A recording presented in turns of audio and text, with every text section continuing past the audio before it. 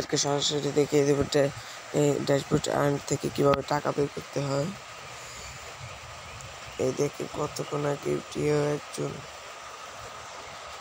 আমার $235 হয়েছে, বাংলাদেশি টাকায় 23,871 টাকা আর্ন হয়েছে আমার।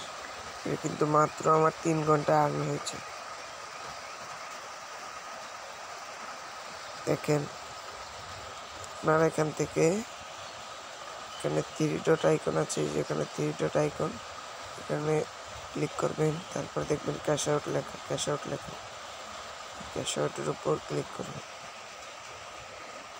তারপরে দেখবেন এখানে বলতেছে সিলেক্ট বিকাশে নেবেন নাকি আপনি ব্যাংকে নেবেন। আমি নেব বিকাশে, যেন বিকাশ আপনার বিকাশ নাম্বারটা দিয়ে দেবেন, এখানে নাম্বারটা দিয়ে দিবেন। আমার কিন্তু আগে থেকে দেওয়া আছে এখানে, সেই যে এখান থেকে দেবেন, আমার আগে থেকে দেওয়া আছে, তার জন্য দিতে হবে না।